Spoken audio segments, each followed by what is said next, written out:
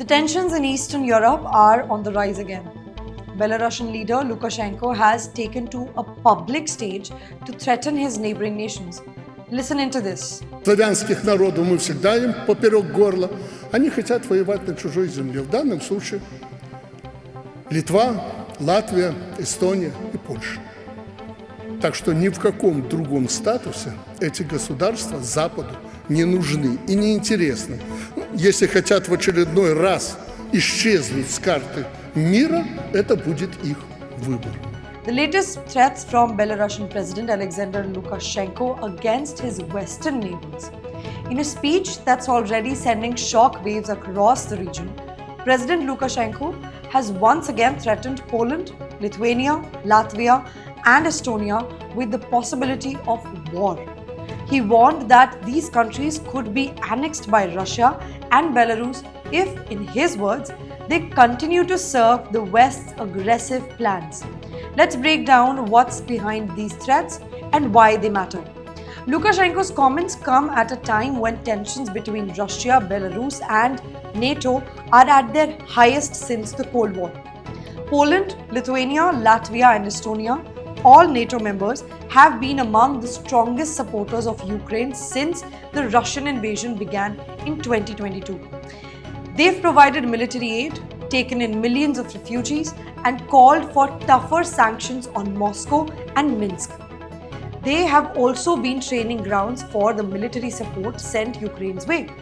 NATO has been ramping up its weapon system sales in the Eastern Europe region, adding to the anxiety in Russia and Belarus. Russia has responded to this attempt of NATO expansion in the form of a long-dragging Russia-Ukraine war. Lukashenko, often called Europe's last dictator, has accused these countries of being pawns in what he describes as the West's campaign to encircle and destabilize Belarus and Russia. His rhetoric isn't just a bluff or an empty boast. It is in fact backed by joint military exercises with Russia, troop buildups near the borders to pressure the European Union. For Poland, Lithuania, Latvia, and Estonia, these threats are more than just words. They're a reminder of their own histories. Each of these countries was once occupied by the Soviet Union, and all four remember what it's like to lose their independence to a larger neighbor. And Lukashenko is threatening exactly that. A trip back to the horrific past. Since NATO has increased military deployments in the region, including US troops and advanced missile systems, the threats come in the backdrop of the same. The Belarus-Russia alliance's message is that any attack on one member is an attack on all. And NATO's increased presence threatens exactly that. But Lukashenko's threats are matched by his repression at home. Just this week, he sentenced opposition leader Svetlana Tikhanovskaya in absentia to 15 years in prison.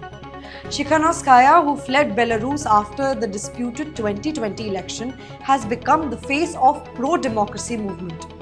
Her sentencing is just the latest in a long series of crackdowns.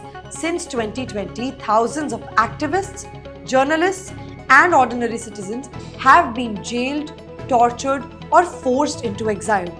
Human rights groups say Belarus is now one of the most repressive states in the world. What does this mean?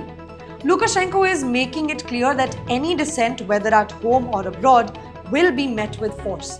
By jailing his main rival, he's sending a message to the West and to his own people that he is not going anywhere. So why does Lukashenko feel emboldened to make such threats? The answer lies in his relationship with Russia. Belarus and Russia share one of the closest alliances in the post-Soviet world. They are bound by the so-called Union State Agreement, which has led to deep military, economic, and political integration. Since 2022, Belarus has allowed Russian troops to use its territory as a staging ground for attacks on Ukraine and has hosted joint military exercises. In return, Russia props up Lukashenko's regime with loans, cheap energy, and political support, especially after the international community refused to recognize his 2020 election victory. For the Kremlin, Belarus is a crucial buffer state, a loyal partner on NATO's doorstep. For Lukashenko, Russia is a lifeline, without which his regime might not even survive. The big question remains that are Lukashenko's threats just rhetoric, or could they signal a new phase of escalation in this region? We will track these developments for you. Stay with us and subscribe to the Asian Chronicle. I am Gunjan Handa for the Asian Chronicle.